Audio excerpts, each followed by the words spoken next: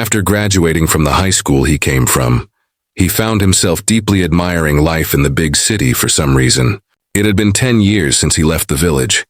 He went to work every morning, shaken up by a train full of passengers. It was a job where perseverance was constantly tested, and he was assigned more and more responsibilities, which made his time in the office even longer. He wondered why he had to endure all of this just for a boss like that. He went home, slammed the door, and felt exhausted. He barely caught the last train, even on weekends that he rarely had, and he had lost interest in reading his favorite historical novel. His daily life was boring, without any changes. He went to bed and thought of his peaceful and beautiful hometown, missing it deeply before closing his eyes. When he woke up, he looked around and felt that something was strange. He looked at his hands and wondered why they were so small. Shocked, he realized his body had shrunk and he peeked out the window. Looking outside, he wondered where he was. Then someone called out, "Vansama!" The maid warned that it was dangerous there. It was Vansama's personal maid until 12. Van said sorry, and the maid freaked out, asking who he was. Van's personal maid remarked that he had always been spoiled before. Van, however, was captivated by the view outside and moved by the beauty of the garden. The maid asked Vansama where he had learned such difficult words and how he could pronounce them so fluently. She found it impossible, especially since he was only 2 years old. Van was shocked to realize he was only 2 years old, even though he would soon be 30. He remembered his life as a corporate office employee living in a small one-room apartment in the city. Confused by his new body and the presence of the maid, he began to wonder if this was what people called reincarnation. Since memories of his previous life still lingered, Van confirmed that the maid's name was Till, his private maid. The maid was surprised and happy to be acknowledged. Van confirmed that his name was Van Nai Fertio. The maid was impressed that Van could even say his last name, thinking he was truly smart. Van correctly recalled that his father was Duke Jalpa Fertio, and that his older brothers were Mercia, Yard, and Sesto. The maid was surprised that he even remembered the names of Yard Sama and Sesto Sama, whom he rarely saw. Meanwhile, in the dining hall sat the head of the Duke family, Jalpa Pul Ati Fertio, 44 years old, and his children were Mercia Elago Fertio, 14 years old, Yardguy Fertio, 10 years old, Sesto Ela Fertio, 8 years old, and the youngest, Van, who was eating vegetables. The maid was impressed that Van ate his vegetables so well. He ate quietly and carefully, spilling almost nothing. The maid admired Van for being so well behaved. Van felt as if he were a VIP in a hostess bar. It seemed he still retained memories from his life in Japan before being reincarnated in this world. Although he didn't fully understand or feel that it was real, he resolved to do his best. Like the sweetness and deliciousness of the carrot he was eating. The father spoke in an irritated tone, causing Yard to appear scared. The father asked what Yard had learned that day. Yard panicked as he answered that he had learned about fire magic and battle formations that day. At dinner, the father asked his 10-year-old what he had done that day, inquiring about his daily activities as part of the family routine. Van wondered if this was a custom among nobles. They kept their distance from their children, did nothing in the mornings, and spent the day teaching sword techniques and education appropriate to the children's age. The father asked Sesto what he was doing, and Sesto proudly said he had been learning magic. Van, who was not usually asked, was surprised when his father also inquired about what he had done that day. Van replied that he didn't know anything at first, so he had thought of studying the history and culture of the country. Everyone was stunned by his answer. The father laughed, thinking that since Van was the youngest son left by his wife Mira, he might have been spoiled. Yet despite being only 2 years old, Van was remarkably smart. There was no doubt in the father's mind that Van must have strong fire magic, just like him and Mira. He looked forward to the coming-of-age ceremony when Van would be 8 years old, at which time his aptitude for magic would be evaluated. The father looked forward to it, anticipating Van's progress.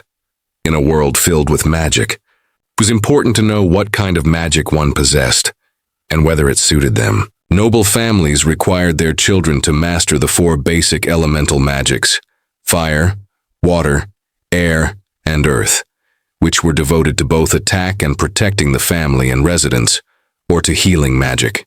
Those with talent in other types of magic risked suffering humiliation. Van's father and brothers were all compatible with the 4 elemental magics. His eldest brother specialized in wind, while his second and third brothers were proficient in fire magic.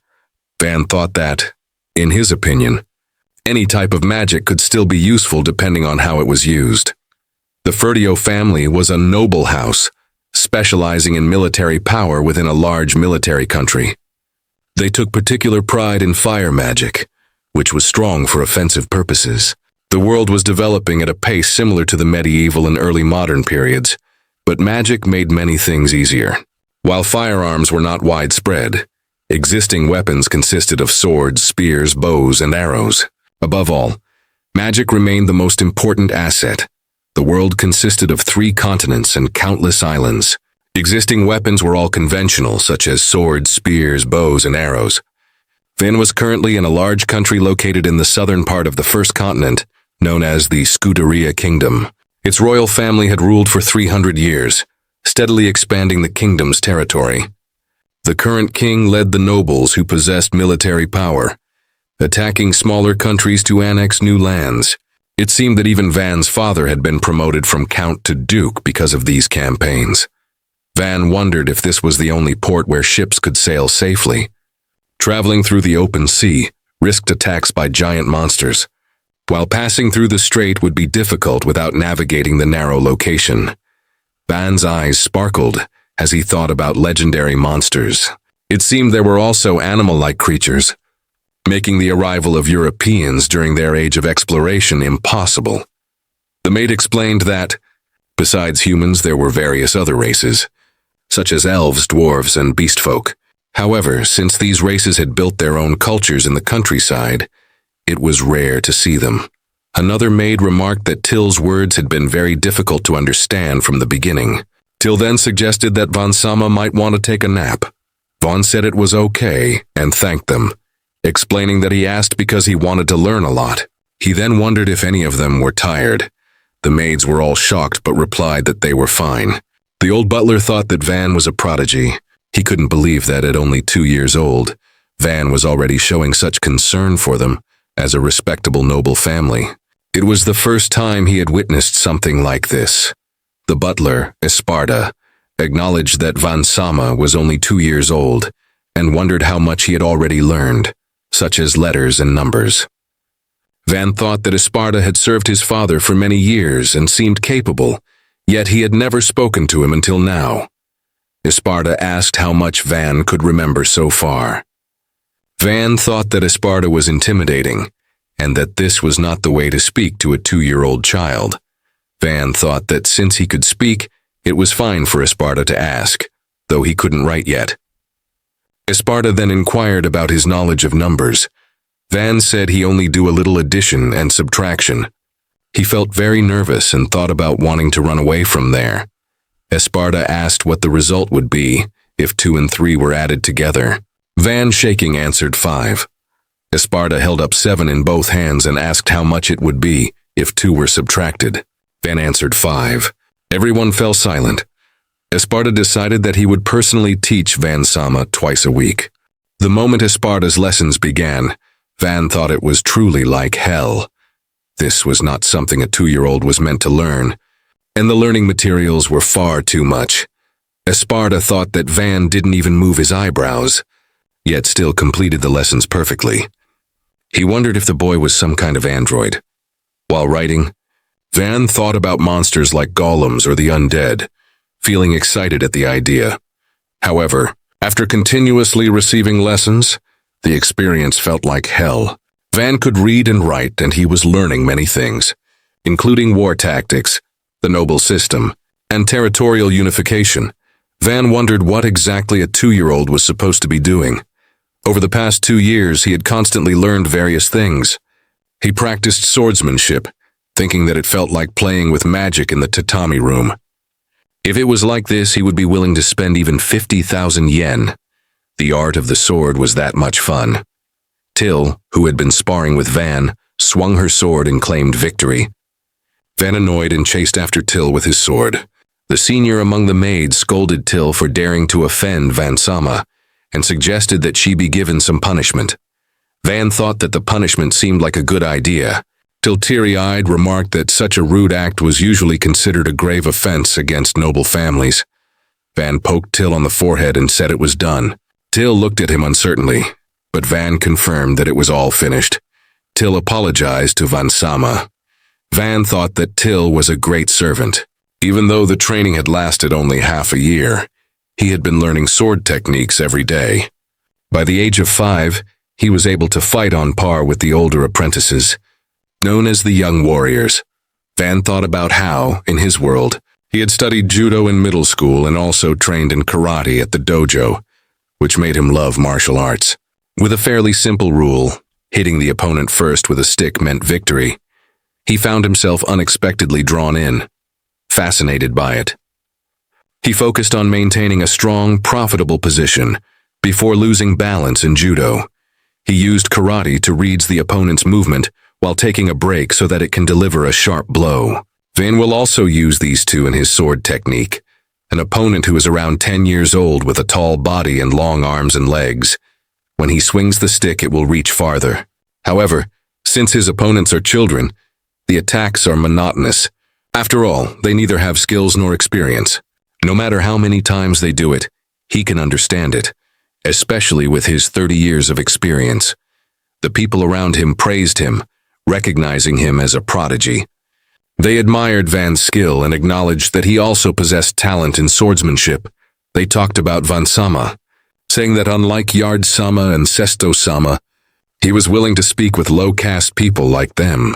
Since those two were both compatible with fire magic, they had no interest in sword arts. Others mentioned that they had also been speaking with Van Sama lately, and remarked that he was truly a mysterious person. The deputy chief of the Knights, D, approached Van and respectfully asked him a question. Van thought that D was one of the strongest within the Duke's residence and responded, waiting to hear what he wanted to ask. D said loudly that he wanted to see Van's hand. Van allowed it, and D examined it carefully. Van asked what he was doing. D noticed that Van's nails were long. His skin showed no peeling and his hands were soft. He thought that although Van claimed to practice every night, there was absolutely no evidence of that. Van explained that he was very busy studying, but when he had free time he practiced since he also liked swords. He apologized and added that once he grew up, he would practice anyway. D mentioned that he had heard rumors saying Esparta Dono had issued an order for Van to study 3 times more than usual. Van was shocked, realizing that was why he had so many lessons. Since he was the only one studying from morning to night, he had thought it was strange. D then said that if Van wanted to learn more about swords, he would personally teach him. D thought that the big head was too academically biased. From his perspective, as someone who could judge people fairly, he believed that Van Sama should follow the path of the sword. He told Van Sama that he had natural talent and suggested that he first remember his posture, train his muscles, and continue daily training suited to his body. D vowed that he would be the one to make Van Sama the #1 swordsman in the kingdom. Van thought that D looked really serious, a big-headed muscle maniac. He said that even though he liked the sword, he also enjoyed studying and would do his best to learn both. D replied that there was nothing he could do, but at the very least, every time Van practiced swordsmanship, he would personally train him. Van asked him to teach kindly, and D agreed, saying that since Van Sama was still a child, Van began to feel pressured and started to sweat, and all of that had been a complete lie. Meanwhile, during training, D commanded Van to swing upward 100 times, swing at the middle 100 times, and perform 100 stabs. Van, exhausted, pleaded for a break, saying he was still just running. D shouted back that he could rest later and urged him to keep going. Van sat down on the bench and thought to himself that D was a devil. Then D suddenly said he remembered something and told Van that when resting he should stay free, suggesting that he rest by squatting instead. Van thought that D wasn't a devil after all, but an idiot, a fool resting in a floating chair pose. This idiot. The soldiers cheered for Van Sama, urging him to fight, while others called out to the deputy leader not to overdo it. Till approached and told Van Sama that he had worked hard, and Van thanked her. Till praised him, saying he was amazing for training every day. Van thought that even though everything was difficult, every day was truly enjoyable. The sense of satisfaction he had never felt in his previous life now filled him in this one. Being reborn into one of the greatest noble families, he decided to enjoy this pleasant life. Years later, it had been a few years since he was called a prodigy. His father declared that Van did not understand the humiliation of failure, and that rather than remain in the Marquis family, it would be better if he were killed. His father then raised his sword, preparing to end Van's life once more. Next chapter starts with us looking at Van's 6-year-old self that was 2 years ago. Van thought to himself that there were many kinds of people there, and he never grew tired of seeing the lively crowd. Till then reminded him that he had mentioned wanting to go outside to play, and asked if he had a place in mind. Van replied that he wanted to take a look at the market. Van thought that the 6-year-old him, Van Nyfertio, had lived on Earth for almost 30 years and still had memories of it. In this world, he was reincarnated as the 4th son of a noble family. He was being called a prodigy every day, and he received lessons and training in swordsmanship like it was hell. People said that it looked like the 12-year-old child soldier couldn't beat 6-year-old Vansama. What a physical difference. They also remarked that he could learn things the way adults did. Van said that it was clearly too quirky. Till said that being able to master swordsmanship so cleverly made him a genius. She added that, at this rate, he might be able to catch up with his brothers and even become the head of the family. Van thought that it wasn't good. In politics, the weak would always fall prey to the strong, and only one of the strongest should become the head of the family. His life this time was completely different. Money, status, honor, and power all belonged to the family head. Therefore, while having a very promising sibling, trying to kill in order to prepare faster was a sight often seen in aristocratic society. Unfortunately, he couldn't say that he was on good terms with his brothers. They would definitely not hesitate to kill him. In other words, regardless of whether he would actually become the head of the family or not, if he stood out, he would most likely be killed. At this rate, he wouldn't be able to enjoy his life in peace. Van told Till that he wanted to go outside to play. He thought to himself that was why he would change from being a prodigy to an ordinary child. He had decided to become a player. Even if he said so in his previous life, he had always worked non-stop, so he didn't really know how to play in this world. For now, he thought he would start with shopping. Van walked into the market and said that it was so crowded. While the guard soldiers followed beside him, Van asked what it was, and Till explained that it was the Marie Company, a large business with branches all over the kingdom.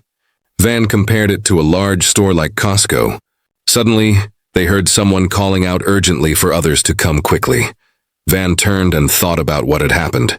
He noticed the ragged clothes. No, it was a kid. Van asked why the child was tied with a rope. The man replied that he was free to do anything to his own child. Van questioned him, surprised that it was his own child. The man responded that it was true and asked what was wrong with it.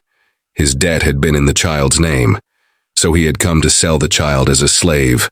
Van thought, in the name of debt? Till explained that, according to the law of slavery, there were 2 types of slaves allowed: those enslaved for debt and those enslaved for committing crimes.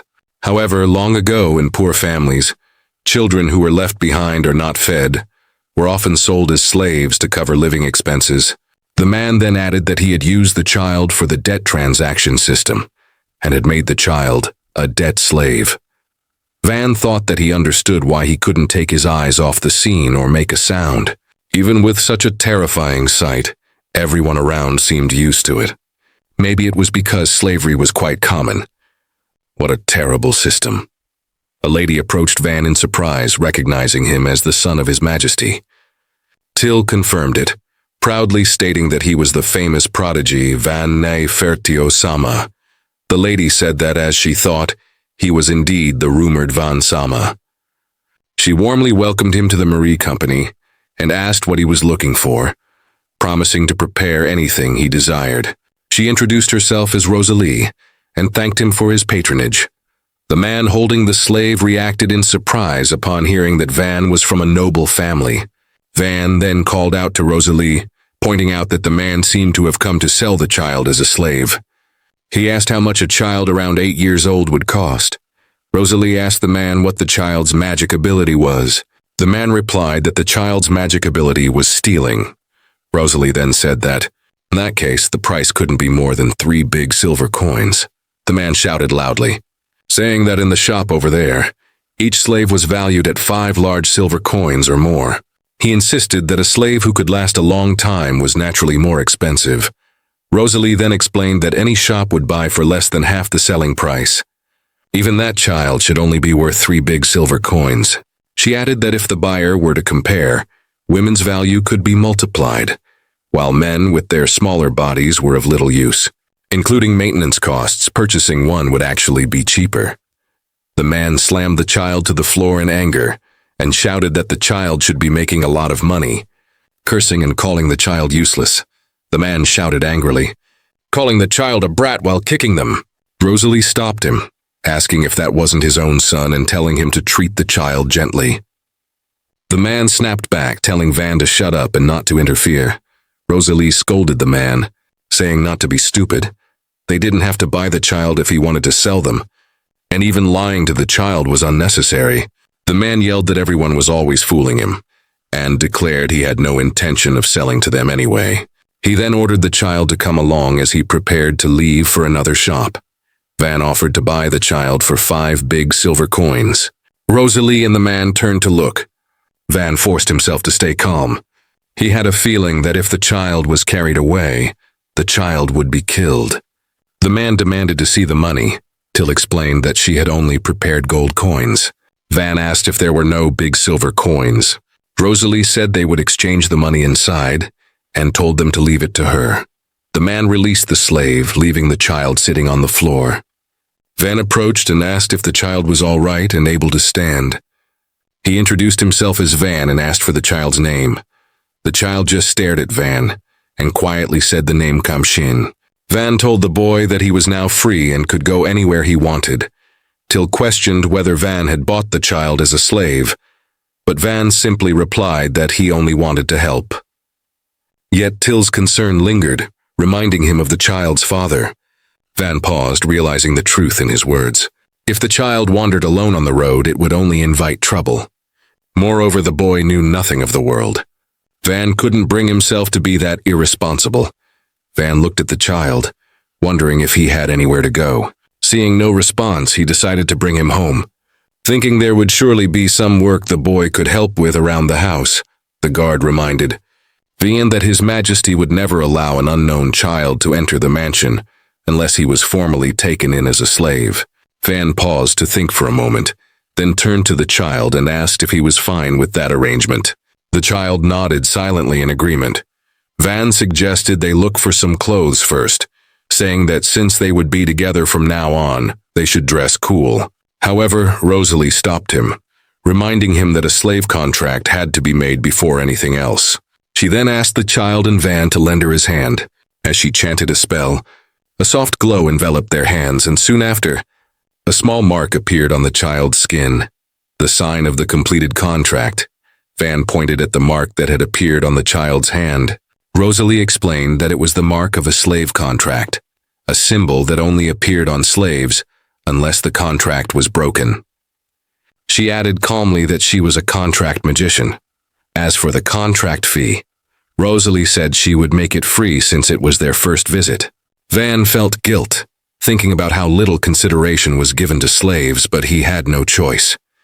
In the end, he simply thanked her. Rosalie smiled, surprised to receive thanks from a noble. Van looked puzzled by her reaction.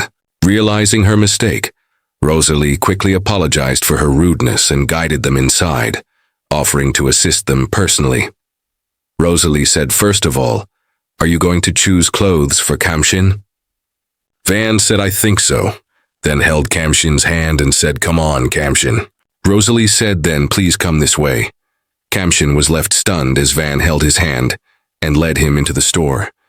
Van said that he thought the part would look good if placed side by side with Till, and that clothes like those wouldn't feel strange. Rosalie mentioned that it was made of very fine fabric, then picked up another cloth and said that this one was generally used by slaves. Van replied that he didn't mean to see him as a slave, and that the outfit looked good. Rosalie responded that she understood. Van said to include some underwear and shoes as well. Rosalie thanked him happily and mentioned that there were nice shoes to match the outfit. Van thought to himself that on the very first day he went out, he ended up buying a slave. But now, everything would be fine. Meanwhile, in the mansion, Kamshin opened the door and informed Van that Deputy Commander D was looking for him. Van turned around, handed Kamshin a cookie and asked him to tell D he wasn't there. Kamshin replied that D had likely already found out. Van then noticed and asked why Kamshin wasn't wearing gloves.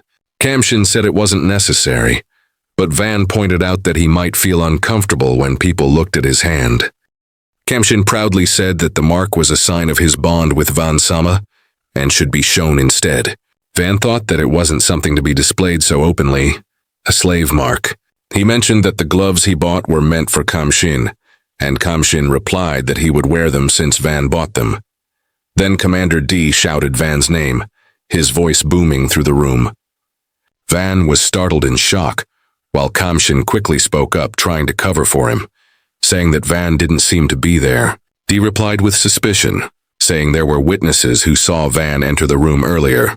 Kamshin nervously insisted it was probably just an illusion, caused by D's strong feelings for Van.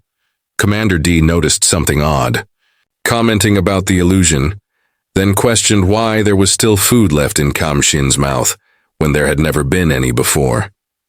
Kamshin continued munching and insisted there were no leftovers, but Commander D pointed out that he had just finished eating.